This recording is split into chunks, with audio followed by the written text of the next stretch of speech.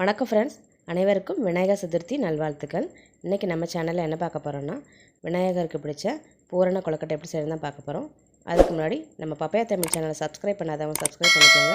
கூடவே பெல் ஐக்கானை கிளிக் பண்ணி ஆள்னு கொடுத்துக்கோங்க. அப்போ தான் நான் போடுற வீடியோ உடனே உங்களுக்கு அப்டேட் ஆகும். ஃபஸ்ட்டு நான் இன்றைக்கி 1/4 கப் கடலைப்பருப்பு எடுத்திருக்கேன். அந்த கடலைப்பருப்பை நல்லா கழுவி சுத்தம் பண்ணி வேக வச்சு எடுத்துக்கோங்க. நம்ம வேக வச்ச கடலைப்பருப்பு ஈரப்பதம் இல்லாமல் நல்லா ட்ரையான மாதிரி இருக்கணும். இந்த பாருங்கள், இதே மாதிரி இருக்கட்டும். அப்படின்னா தான் நமக்கு நல்லாயிருக்கும் பூரணம் செய்கிறதுக்கு. இப்போ அதை ஒரு மிக்ஸி ஜாரில் ஆட் பண்ணி நல்லா அரைச்சி எடுத்துக்கலாம். பாருங்கள், இதே மாதிரி அரைச்சி எடுத்துக்கோங்க. மீதி பொருட்கள் என்னெல்லாங்கிறத பார்த்துடலாம். நான் இதுக்கு எக்ஸ்ட்ரா 1 கப் தேங்காய் துருவல் எடுத்திருக்கேன். 1 கப் வெல்லம் எடுத்திருக்கேன். கொஞ்சோண்டு முந்திரி பருப்பை நறுக்கி எடுத்து வச்சுருக்கேன். இப்போ நம்ம ஃபஸ்ட்டு வெல்லத்தை கரைச்சி எடுத்துக்கலாம். ஸ்டவ் ஆன் பண்ணி ஒரு பாத்திரத்தை வச்சு அதில் நம்ம பொடிச்ச வெல்லத்தை அதில் சேர்த்துக்கோங்க.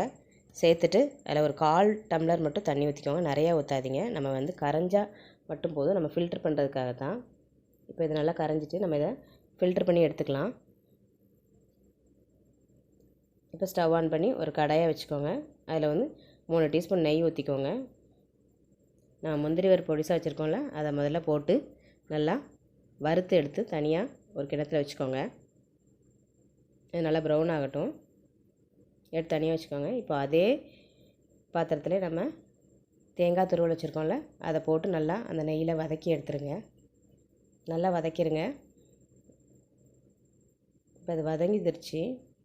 நம்ம இப்போது கரைச்சி வச்சுருந்த அந்த வெல்லத்தை சேர்த்துக்கலாம். சேர்த்து நல்லா மிக்ஸ் பண்ணிக்கோங்க. ஒரு 1/4 டீஸ்பூன் ஏலக்காய் பொடி இருந்துச்சுன்னா போட்டுக்கோங்க. நல்லா வாசமாக இருக்கும். இப்போ நம்ம கடலைப்பருப்பு நுணுக்கி வச்சுருந்தோம்ல, அதை சேர்த்துக்கலாம். நல்லா கிளறி விடுங்க. இப்போ நம்ம முந்திரி பருப்பை இதில் சேர்த்துக்கலாம். அது நல்லா கிளறி விட்டு நல்லா நம்ம உருண்டை பிடிக்கிற பதத்துக்கு வந்தவுடனே ஆஃப் பண்ணி தனியாக ஒரு பாத்திரத்தில் எடுத்து வச்சுருங்க. இப்போ பாருங்கள், அது நல்லா ட்ரை ஆகிடுச்சு. இப்போ நம்ம உருண்டை பிடிக்கிறது கரெக்டாக இருக்கும். நம்ம இப்போ கொழுக்கட்டை செய்கிறதுக்கான மாவு ரெடி பண்ணிடலாம். நான் 2 கப் மாவு எடுத்திருக்கேன். 1/4 டீஸ்பூன் உப்பு சேர்த்துருக்கேன். நிறைய உப்பு போட்டுறாதீங்க, நல்லா இருக்காது. நல்லா கிளறி விட்டுக்கோங்க. நான் இதுக்கு மாவு எப்படி ரெடி பண்ணேன்னா, பச்சரிசியை நனைய வச்சு அதை வடிகட்டி மிஷினில் கொடுத்து பட்டுக்க நரிப்பில் இடித்து வீட்டில் கொண்டு வறுத்து அதை அரிப்பு வச்சு அரித்து வச்சுருக்கேன். இப்போ நமக்கு வெந்நீர் ரெடி ஆகிட்டு இதை நம்ம எப்படி பிசையணுங்கிறத பார்த்துருவோம். கொஞ்சம் கொஞ்சமாக தண்ணி ஊற்றி பிசைங்க. ஏன்னா நம்ம வெந்நீங்கிறதுனால அது இறுகிரும். அதனால் நீங்கள் கொஞ்சம் கொஞ்சமாக ஊற்றி கட்டி இல்லாமல் கிளறி விடுங்க. அது நல்லா கிளறினதுக்கப்புறம் நல்லா கையை வச்சு நம்ம பிசைஞ்சிக்கலாம்.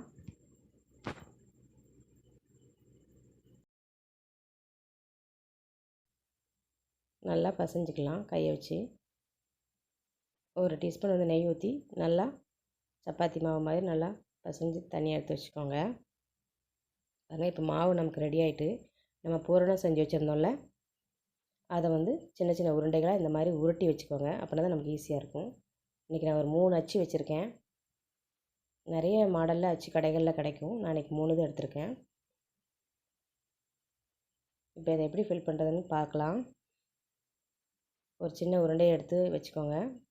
ஃபஸ்ட்டு இந்த அச்சு எடுத்துக்கோங்க. இந்த அச்சில் ஒட்டாமல் இருக்கிறதுக்காக நம்ம லைட்டாக எண்ணெயோ நெய்யோ தடவிக்கோங்க.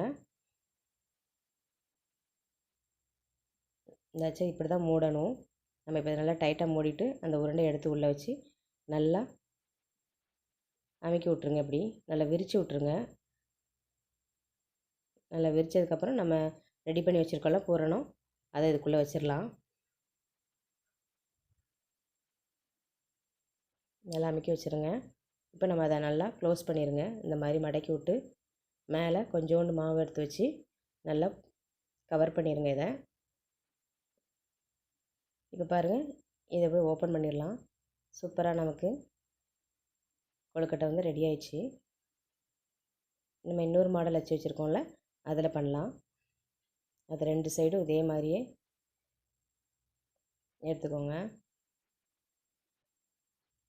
நல்லா விரித்து விட்டு நல்லா பள்ளமாக்கி விடுங்க. ஏன்னா நம்ம பூரணம் வைக்கணும்ல, அந்த இனிப்பு பூரணத்தை வைக்கிறதுக்கு நல்லா இடம் பற்றணும். அதனால் நல்லா அமுக்கி விட்டுக்கோங்க. அந்த பள்ளம் அதுக்கு தான் கொடுத்துருக்காங்க. இதை நம்ம கொஞ்சம் நல்லா உருண்டையாக இருக்கிறத சப்பி விட்ருங்க. இந்த சைடும் கொஞ்சம் வச்சுக்கோங்க, ஏன்னா அது கொஞ்சம் பள்ளம் அதிகமாக இருந்த மாதிரி தெரியுது.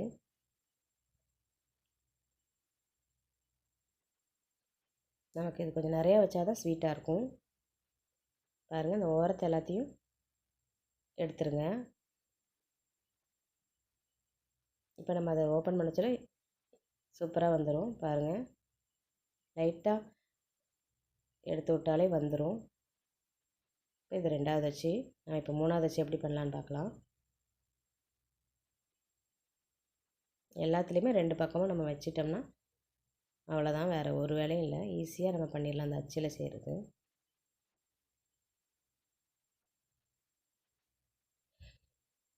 நல்லா விரித்து விட்டுக்கோங்க. இப்போ இதில் ஒரு சைடு மட்டும் இதில் வச்சா போதும். ஏன்னா இது உருண்டையாக இருக்குல்ல, நடுவில் வந்து நிறைய பள்ளம் கிடையாது. அதனால் நம்ம ஒரு சைடு வச்சாலே ரெண்டு பக்கமும் நல்லா கவர் ஆயிரும். நல்லா தமிக்கிட்டு மீதி இருக்கிறது எல்லாத்தையும் நல்லா எடுத்து விட்ருங்க. இப்போ நம்ம ஓப்பன் பண்ணலாம். பாருங்கள், சூப்பராக நமக்கு ட்ரையாங்கிள் ஷேப்பில் சூப்பராக இருக்குது. பார்க்கவே அழகாக இருக்குது.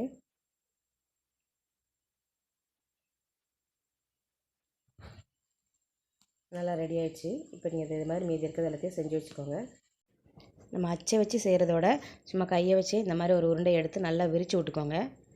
நம்ம ரெடி பண்ணி வச்சுருக்க அந்த உருண்டையில் ஒன்றை தூக்கி நடுவில் வச்சு இந்த மாதிரி சேர்த்து மூடிடுங்க. மூடி இந்த கும்பலாக வருமோ அந்த மாதிரி உருட்டிட்டிங்கன்னா ரொம்ப ஈஸியாக இது ரெடி பண்ணிடலாம். இதுக்கு எந்த ஒரு அச்சும் நம்ம கடையில் போய் வாங்க வேண்டாம், வீட்டிலையே ஈஸியாக செஞ்சிடலாம். நீங்கள் பூரணத்தை வந்து இந்த மாதிரியும் செய்யலாம். இதில் வந்து நம்ம வேறு எதுவுமே அடுப்பில் வச்சு கிண்ட போகிறதில்ல. அந்த அச்சில் நம்ம எப்படி வச்சோமோ அதே மாதிரியே வச்சுக்கோங்க. ஃபஸ்ட்டு நீங்கள் கொஞ்சோண்டு சீனி சேர்த்துக்கோங்க, அதுக்கப்புறம் கொஞ்சம் தேங்காய் பூ சேர்த்துக்கோங்க. இதே மாதிரியே அந்த பள்ளத்தை வந்து நீங்கள் ஃபில் பண்ணிடுங்க. இதுக்கு நீங்கள் வந்து நாட்டு சக்கரை கூட நீங்கள் யூஸ் பண்ணிக்கலாம், அதுவும் டேஸ்ட்டாக தான் இருக்கும். நீங்கள் இதெல்லாம் போட்டு அடுப்பில் வச்சு எதுவும் ஃப்ரை பண்ண வேண்டியது எதுவுமே கிடையாது. இது ரொம்ப ஈஸியாக நீங்கள் செஞ்சிடலாம். எந்த டைம்னாலும் செஞ்சு சாப்பிட்லாம். நம்ம மீதி இருக்கிற 2 அச்சுலையும் அதே மாதிரியே செஞ்சு எடுத்துக்கலாம்.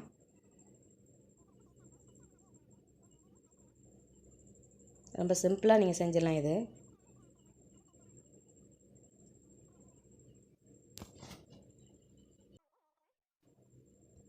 இந்த அச்சுலையும் அதே மாதிரியே செஞ்சுக்கோங்க.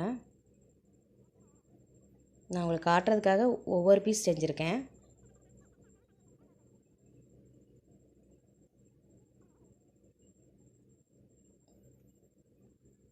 ரெடி ஆயிடுச்சு பாருங்கள். இப்போ நம்ம இது எல்லாத்தையும் அவிச்சு எடுக்கணும். அதுக்கு நான் இட்லி பாத்திரத்தில் தண்ணி வச்சு கொதிக்க வச்சுருக்கேன். இப்போ இது எல்லாத்தையும் அதில் அடுக்கிட்டேன். ஒரு 10 நிமிஷம் இது வேகட்டும். பாருங்கள், இப்போ 10 நிமிஷம் ஆயிடுச்சு. சூப்பராக ரெடி ஆகிட்டு நம்மளுடைய கொழுக்கட்டை, அதுவும் மோதக கொழுக்கட்டை உள்ள பூரணம் வச்சு நல்லா டேஸ்டியாக நம்ம செஞ்சுருக்கோம். பாருங்கள், இதில் நான் தேங்காய் வச்சு சீனியும் வச்சு செஞ்சது. இது நல்லா சூப்பராக இருக்குது, சாஃப்டாக இருக்கும். நீங்கள் சாப்பிட சொல்ல ரொம்ப டேஸ்டியாக இருக்கும். பாருங்கள், இது நம்ம பூரணம் தயாரிச்சோம்ல அதுவும் ரொம்ப ஸ்வீட்டாக டேஸ்ட்டாக இருக்கும். இதே மாதிரி நீங்களும் கொழுக்கட்டையை வீட்டில் செஞ்சு பாருங்கள். ரொம்ப ஈஸியாகவும் ரொம்ப டேஸ்டியாகவும் இருக்கும். இந்த வீடியோ உங்களுக்கு பிடிச்சிருந்துச்சின்னா லைக் பண்ணுங்கள், கமெண்ட் பண்ணுங்கள், ஃப்ரெண்ட்ஸுக்கெலாம் ஷேர் பண்ணுங்கள். மறக்காமல் நம்ம பப்பையா தமிழ் சேனலுக்கு சப்ஸ்கிரைப் பண்ணுங்கள். தேங்க்ஸ் ஃபார் வாட்சிங்.